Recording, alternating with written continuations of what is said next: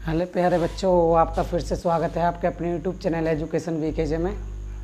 जिस टॉपिक पे हम बात कर रहे हैं वो ट्रिग्नोमेट्री का है और ये ट्रिग्नोमेट्री का बहुत ही इस एक्सरसाइज का बहुत ही इंपॉर्टेंट क्वेश्चन है। आज इस क्वेश्चन पे बात करते हैं। ये क्वेश्चन नंबर हमारा 8 है और ये मतलब एग्ज़ाम की दृष्टि से बहुत ही इंपॉर्टेंट क्वेश्चन है, क्योंकि इस टाइप के क्वेश्चन एग्जामिनर देता है और ये एक दो बार आया भी हो, किसी सन में आया हुआ क्वेश्चन है। इसमें क्या कह रहा है कि cot थीटा बराबर हमारा 7/8 दे रखा है और इसमें दो वैल्यू पूछ रहा है। एक तो 1 + sin थीटा और 1 - cos थीटा और 1 + cos थीटा 1 - sin थीटा, यानी कि ये क्वेश्चन को सॉल्व करा रहा है। और दूसरे में कह रहा है कि cot स्क्वायर का थीटा पूछ रहा है। ठीक है, cot स्क्वायर थीटा का मान, तो उसी के टाइप का क्वेश्चन है ये भी। ठीक है, तो इसका पहले एंगल बनाते हैं हम उसी के अकॉर्डिंग। ABC। अब cot थीटा बराबर क्या दे रखा है, हमें दे रखा है 7/8। तो वही देखो हमारा ट्रिक क्या होता है, LAL KKA। तो cot पे क्या होता है हमारा A/L, cot पे हमारा A/L होता है। तो A की वैल्यू कितनी आ गई हमारे पास 7 और L की वैल्यू कितनी आ गई हमारे पास 8। तो A की वैल्यू तो आ गई हमारे पास 7 और L की वैल्यू हमारे पास 8। तो हमें K की वैल्यू मालूम करनी है, तो किससे करेंगे, वही पाइथागोरस प्रमेय से, पाइथागोरस प्रमेय से। तो पाइथागोरस प्रमेय क्या कहती है हमारी कि कर्ण का स्क्वायर होना चाहिए, आधार का स्क्वायर होना चाहिए प्लस लंब का स्क्वायर होना चाहिए। तो K की वैल्यू नहीं है, K की वैल्यू ऐसे ही लिखो। A की वैल्यू कितनी दे रखी है, 7 दे रखी है, 7 का स्क्वायर कर दो। और इसकी वैल्यू कितनी दे रखी है 8, 8 का स्क्वायर कर दो। तो K का स्क्वायर ऐसे ही छोड़ दो। इसकी वैल्यू कितनी है 7, 7 का स्क्वायर कितना होता है 49, 49। ठीक है, और 8 का कितना होता है 64। अब K स्क्वायर बराबर इन दोनों को ऐड करो तो 9 4 13 का 3 हासिल 1, 6 4 10 और 1 11 हो गया। अब ये देखो 113 किसी का स्क्वायर रूट नहीं होता, तो क्या करेंगे, इस पर रूट चढ़ जाएगा। कैसे करेंगे, अंडररूट में कितना हो जाएगा 113। तो ये हमारे क्या आई, K की वैल्यू हमें फाइंड हो गई, K की वैल्यू हमारे पास निकल के आ गई। अब K की वैल्यू निकल के आ गई तो ये समझ लो 50% सवाल हमारा हो गया। ठीक है, अब क्या है, पहले ही क्वेश्चन दे रखा है, देखो इसको उतारते हैं हम। क्या दे रखा, 1 + sin थीटा,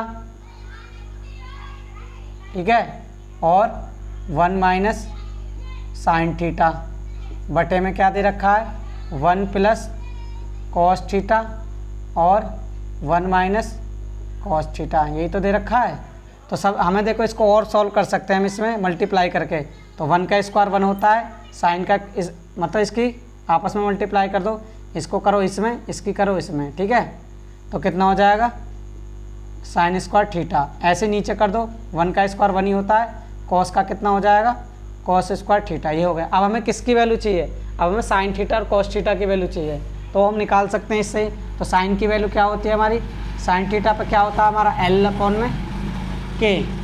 ठीक है, तो sin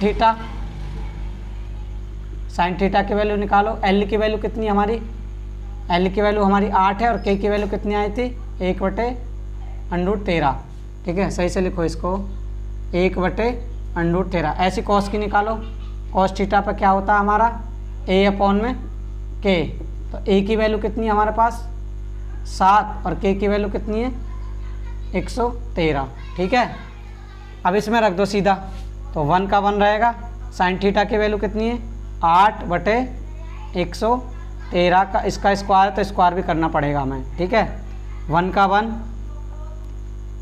अब यहाँ से cos थीटा की वैल्यू कितनी है 7/113, इसका स्क्वायर। ठीक है, अब सीधा इसका स्क्वायर खोल दो, कैलकुलेशन करनी है बस। 1 का 1, 8 का स्क्वायर होता है 64 और देखो इससे ही कट जाएगा, कितना हो जाएगा 113।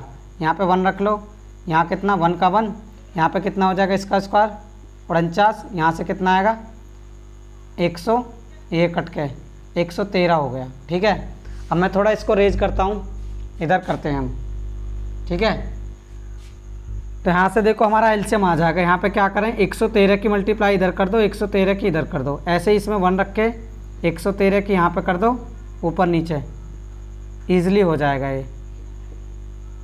ठीक है, अब यहाँ से कितना हो गया 13 माइनस के 64, नीचे कितना आ गया, दोनों का एलसीएम 113। ऐसे ही 113 माइनस के कितना 49/113, ये दोनों कैंसिल आउट हो गए। बचा कितना 113 माइनस के 64/113 माइनस के 49। तो 13 में से 9 गए 4 और 10 में से 6 गए तो 49। यहाँ से कितना बचेगा, इसको माइनस कर दो, 49/13 में से 9 गए तो कितना बचेगा, 13 में से 9 गए 4, 13 में से 4 गए 9, इधर 13 में से 4 गए 9 और 10 में से 6 गए तो 4 बचा, 13 में से 9 गए तो 4 और 10 में से 4 गए तो नहीं, 10 में से 4 गए तो 6, हाँ 64। कितना आ गया, 64 आ गया। तो इसका यही आंसर है। देखो कितना इजी क्वेश्चन था, बस अगर हमें फॉर्मूले याद है तो। अगर आपको फॉर्मूले याद है ना तो ऐसा कोई क्वेश्चन नहीं हो सकता जो आप नहीं कर सकते। क्या होता है कि बच्चे बहुत करते हैं कि मतलब डिजिट चेंज हो जाता है तो घबरा जाते हैं, घबराना नहीं है, सिर्फ देखना है, फॉर्मूले में रखना है, ठीक है। अब देखो इसका दूसरा और क्वेश्चन है, मैं इसको थोड़ा रेज करता हूँ इधर से, इसी का दूसरा क्वेश्चन और करते हैं हम, ठीक है। इसका दूसरा और क्वेश्चन है, उसको करते हैं, उसमें भी सीधा उसका वर्ग कर देंगे और आंसर हमारा निकल के आ जाएगा, ठीक है। तो देखो इतने में हो जाएगा। उसमें क्या दे रखा है, सेकंड में दे रखा है हमारा क्या, कॉट का स्क्वायर थीटा। तो तुम्हें पता है कॉट की वैल्यू हमारे पास ऑलरेडी उसने दे रखी है सवाल में ही। तो 7/8 और इसका स्क्वायर कर दो, तो 7 का स्क्वायर कितना होता है 49 और 8 का कितना होता है 64। देखो इसका भी आंसर यही आया, ठीक है। बहुत ही इजी क्वेश्चन था, बस थोड़ा घुमा के दे रखा था। यहाँ पे कैलकुलेशन में थोड़ा बच्चे कंफ्यूज हो जाते हैं, तो मैंने उसे इजी तरीके से बताया बहुत, ठीक है। वीडियो को लाइक किया करो, शेयर किया करो। अगर जिसने अभी तक सब्सक्राइब नहीं किया तो सबसे पहले सब्सक्राइब करो, ताकि और बेल आइकन दबा देना ताकि मेरा नोटिफिकेशन टाइम टू टाइम आपको आता रहे। Thank you.